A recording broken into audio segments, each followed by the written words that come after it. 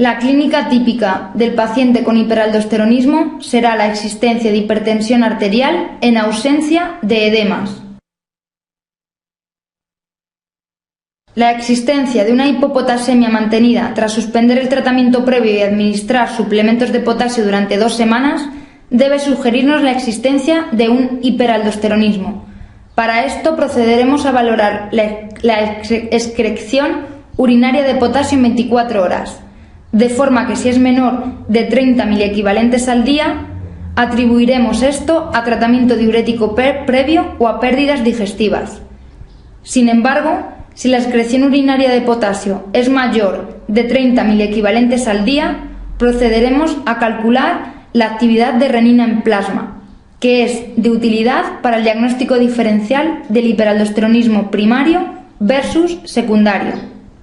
De esta manera, si nos encontramos una renina normal o aumentada, deberemos pensar en causas de hiperaldosteronismo secundario, es decir, a edemas, síndrome de Bartel, nefropatía pierde sal o tercer espacio, como por ejemplo ascitis. Asimismo, también lo encontraremos en la hipertensión arterial renovascular, hipertensión arterial maligna o tumores secretores de renina. Si por el contrario la actividad de renina en plasma está disminuida y no aumenta con la bipedestación, que es un estimulador para su actividad, deberemos ver cómo está la aldosterona.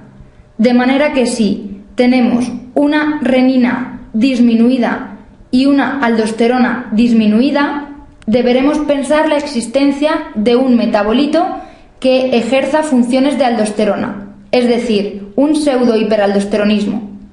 Esto ocurre, por ejemplo, en el síndrome de Cushing, en el síndrome de Liddle y en tumores secretores de DOCA. Por el contrario, si tenemos una renina disminuida y una aldosterona aumentada que no disminuye con test de sobrecarga sódica o de volumen, ya tendremos entonces el diagnóstico de hiperaldosteronismo primario, que puede ser debido a un adenoma, a una hiperplasia o a un carcinoma suprarrenal.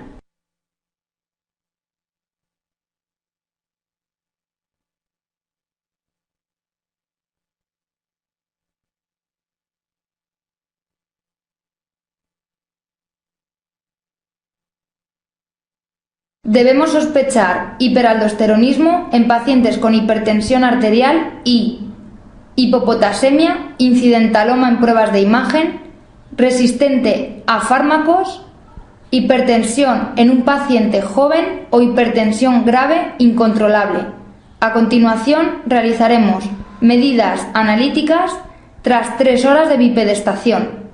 Si encontramos un aumento de la aldosterona mayor de 15, una disminución de la actividad renina en plasma menor de 1 y un cociente aldosterona partido de renina mayor de 20, concluiremos que el screening de hiperaldosteronismo es positivo y deberemos realizar pruebas orientadas a la confirmación, es decir, test de supresión con sobrecarga salina, sobrecarga de volumen o fludrocortisona.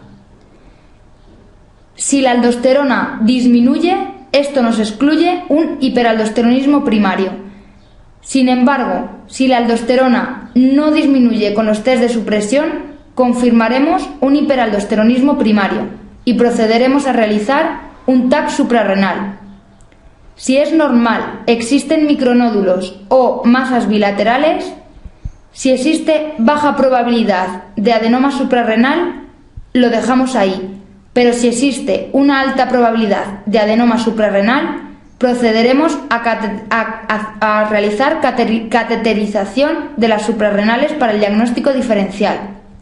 Si en el TAC suprarrenal vemos una imagen única mayor de 1 centímetro que sugiera un adenoma suprarrenal, si el paciente es menor de 40 años, se puede realizar directamente cirugía de la masa. Y si el paciente es mayor de 40 años, lo recomendado es hacer cateterización suprarrenal. Las últimas guías refieren realizar cateterización suprarrenal en todo paciente susceptible de cirugía. Los resultados de la cateterización de las suprarrenales serán positivos si la secreción lateraliza hacia un lado, en cuyo caso tendrá indicación quirúrgica. Por el contrario, Si no existe lateralización en la secreción suprarrenal, haremos tratamiento con espironolactona, estando totalmente contraindicados los diuréticos de asa como la furosemida, ya que empeorarían la hipopotasemia y la pérdida de volumen subyacente.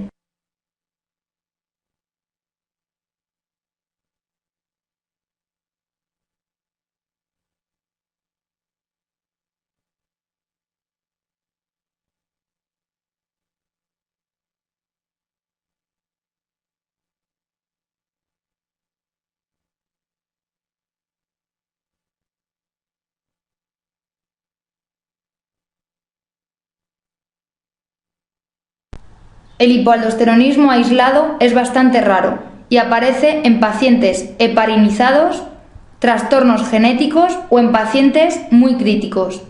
Sin embargo, el hipoaldosteronismo hiporreninémico es más frecuente y lo vamos a ver en pacientes diabéticos con una insuficiencia renal leve y acidosis metabólica hiperpotasémica. Deberemos realizar un test de estimulación mediante deambulación e infusión de furosemida, de forma que si es positivo tendremos confirmado el diagnóstico. Para ver qué tratamiento le ponemos, nos fijaremos en la tensión arterial. Si existe hipertensión arterial, trataremos con furosemida, que a su vez nos va a ayudar a controlar la hiperpotasemia subyacente, mientras que si es normo o hipotensión arterial, realizaremos tratamiento con fludrocortisona.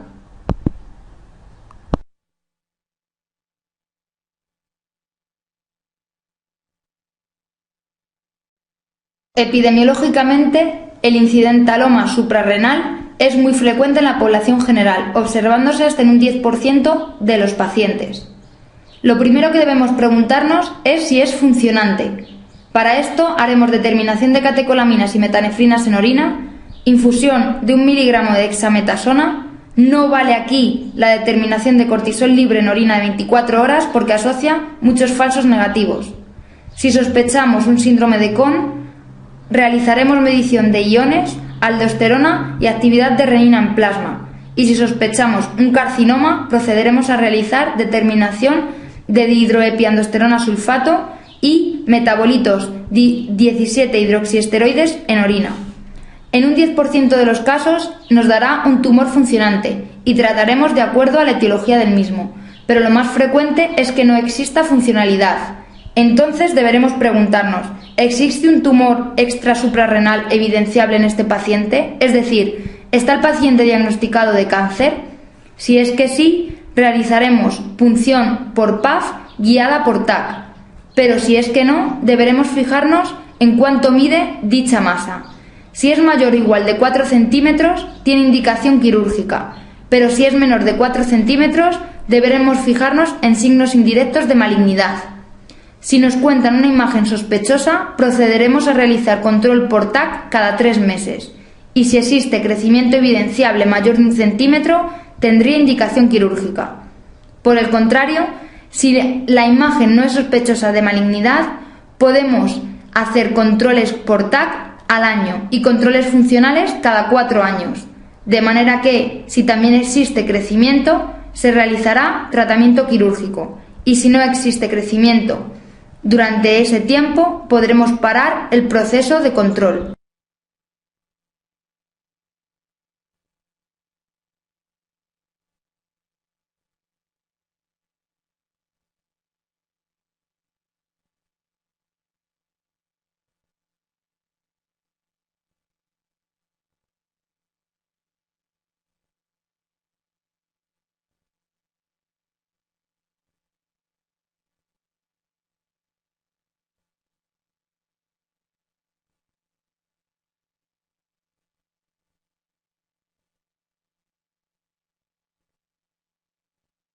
El hirsutismo se define como la existencia de vello terminal en zonas de distribución masculina en una mujer.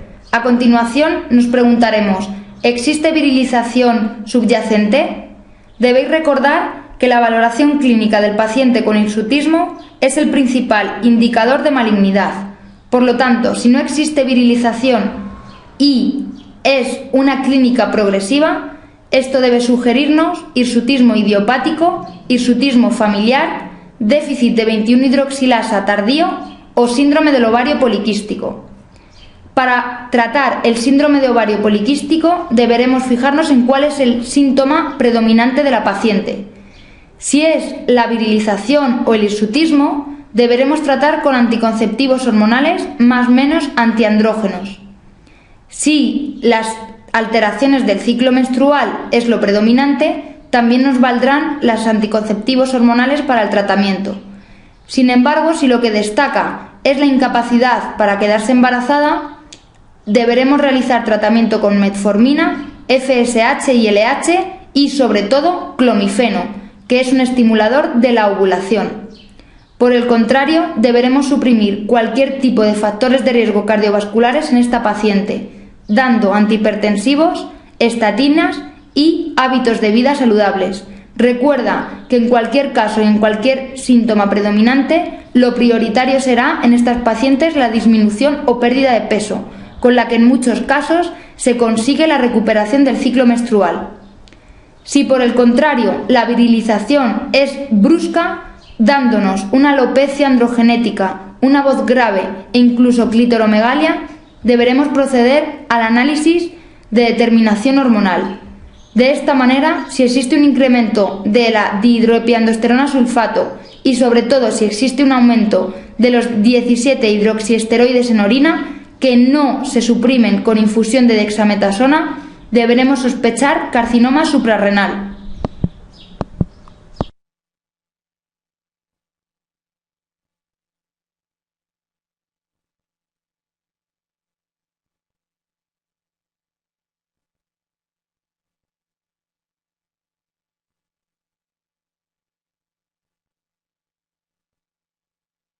El feocromocitoma es un tumor derivado del sistema nervioso simpático, con células cromafines. Para poder clasificarlo, nos haremos las siguientes preguntas: ¿a quién afecta? ¿Qué secreta? ¿Y cómo aparece? ¿Qué secreta el feocromocitoma? La mayoría secretarán noradrenalina y adrenalina. Los asociados a MEN secretarán adrenalina. Los no adrenales secretarán noradrenalina. Y los malignos secretarán ácido homovalílico. Se dice que es el tumor del 10% en el adulto, ya que en un 10% es bilateral, en un 10% es maligno. Aquí recordar que la malignidad del feocromocitoma viene determinado por su capacidad para invadir, no por la anatomía patológica, y en un 10% será extraadrenal. Sin embargo, si afecta a pacientes pediátricos, recordemos la regla del 25%, es decir, en un 25% será bilateral y en un 25% será extraadrenal. La forma esporádica es la forma más frecuente de presentación de la mayor parte de los feocromocitomas. Asimismo, existen formas familiares que pueden ser aisladas, asociadas al gen VHL, asociadas al MEN2, típicamente coexistiendo con el carcinoma medular de tiroides, y el gen sería el oncogen RET, formas asociadas a la neurofibromatosis tipo 1, con manchas café con leche en la exploración física, y el gen afectado sería el NF1, y formas paragangliomas múltiples, asociadas al gen de la superóxido dismutasa. La realización de un estudio genético familiar será en pacientes menores de 30 años con feocromocitomas bilaterales o extraadrenales o paragangliomas múltiples.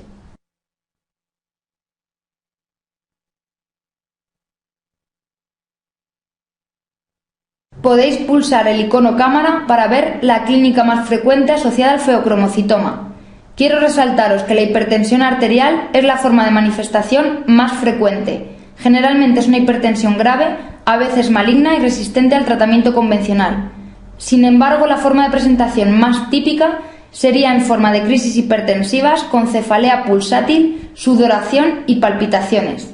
Sin embargo, es muy frecuente que se manifieste también con hipotensión ortostática, miocardiopatía dilatada idiopática por toxicidad catecolaminérgica e hipertensión arterial desencadenada por beta bloqueantes. Asimismo, recordar la asociación del feocromocitoma con colelitiasis.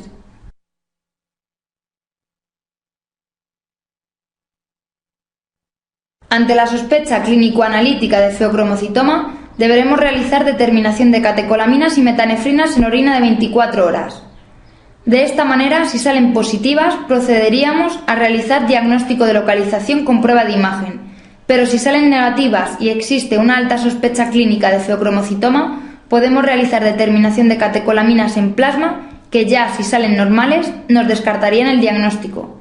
Asimismo, cabe recordar que existen falsos positivos en el screening del feocromocitoma, como puedan ser la ingesta de alimentos como el plátano, la vainilla, el café o el chocolate, o de fármacos como los IMAO o el propanolol. Una vez tenemos el diagnóstico de screening positivo, procederemos al diagnóstico de localización mediante prueba de imagen, TAC o resonancia magnética abdominal.